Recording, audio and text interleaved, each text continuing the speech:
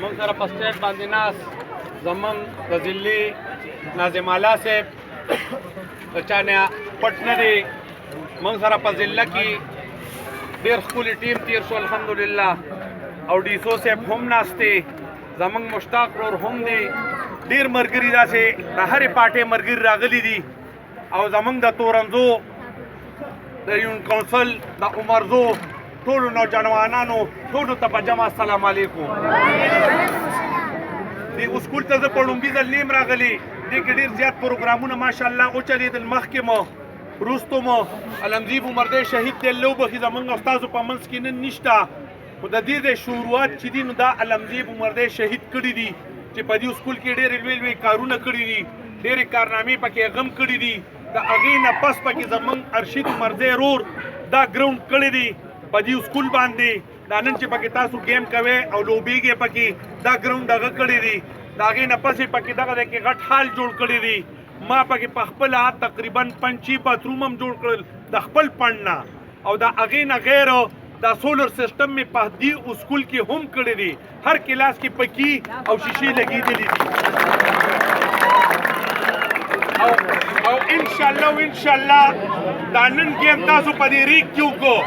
او راتلونکي کال دپاره به په دې کې انشاءالله چمن ولاړ یو، په چمن دې کې به انشاءالله ګلونه او چمن به درته ګرم، او په چمن کې به انشاءالله ګیمونه کوئ. تاسو زه مختصر خبرې کوم، خپل ټیم به ډېر ناظم اعلی صاحب له ورکوم. زموږ ناظم اعلی صاحب د پی ټي آی ممبر دی، تاسو یې ډېر ښه پېژنئ، او چې نومي انسان والا دفتر ته راغلی دی او نومي پارټۍ والا راغلی دی،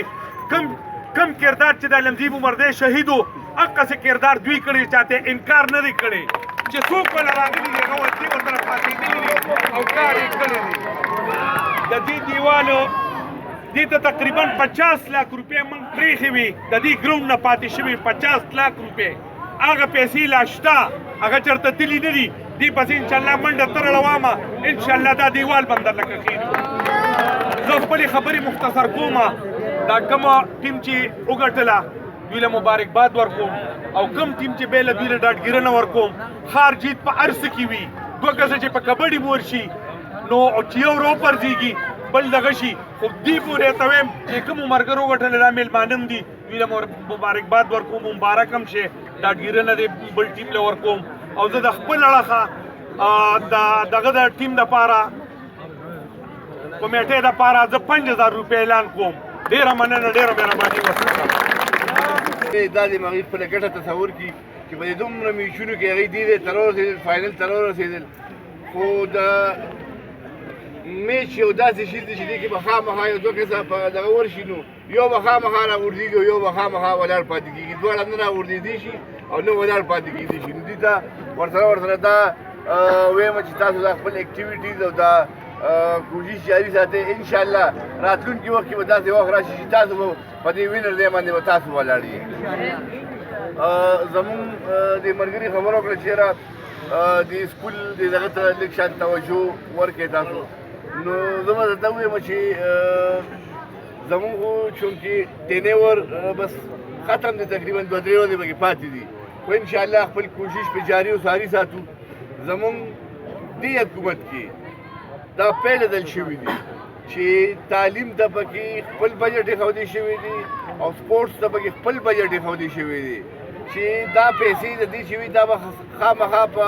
سپورټس باندې لګي، او د تعلیم دا پیسې خامخا به دا په ادارو باندې لګي. تاسو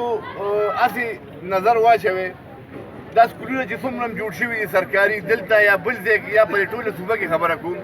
نو کله چې سکول جوړ شو نو ایم پی اے صاحب خپل وس په وکړو، هغې له به یې ځمکه واخیسته یا چا سره به یې ولې اګریمنټ وکړو، سکول بلډینګ به یې پرې جوړ کړو، خو بیا به د هغې دپاره د هغې د رینوویشن دپاره یا هغې د مینټننس دپاره به پیسې نه وي مخکې هغوی سره. دا پیله ځل د بلدیاتو په ذریعه باندې تاسو وګورئ. زموږ په ټوله ضلع کې د ضلعې خبره ځکه کوم چې ضلعې ما ته پته ده، زه د ضلعې مشر یم، نو ما ته د دې ضلعې پته ده. زموږ په دې ضلع کې تاسو وګورئ تقریبا په هر سکول کې به سولر سیسټم لګېدلي دي ماشومانو ته. کم دا باترومونو سیسټم څنګه جاجي صاحب خبره وکړه، په ټولو سکولونو کې د باترومونو نظام ډېر زیات خراب و، په غونډه ضلع کې دغه شان څنګه چې دلته 15 شپږ باترومه جوړ شوي دي دغه شان په هر سکول کې همدغه شان نوي باترومونه څنګه چې خلک کور کې ځان ته خشته باترومونه جوړوي نو دا موږ زموږ د ډسټرکټ ممبرز په ذریعه باندې په دې ټوله ضلع کې جوړ شوي دي باقي د سپورټس خبره به وکړو دا خبره دې لپاره کوم د سپورټس حوالې سره کوم سیاسي خبره نه کوم عمران خان تاسو وګورئ لومبي هغه د سپورټس په میدان کې کرکټ یو کلاړي د خپل ټیم کیپټن و هغه کله د خپل ټیم کیپټن و د دې ملک نوم چې دی هغه په ټوله دنیا کې په هغه وخت کې روښانه کړو پاکستان چا نه پیژنده د سپورټس په میدان کې هغه د دې ملک نوم په ټوله دنیا کې روښانه کړ نو زه تاسو ته نن دا وایم چې څنګه تاسو نن دلته ګیم وکړو تاسو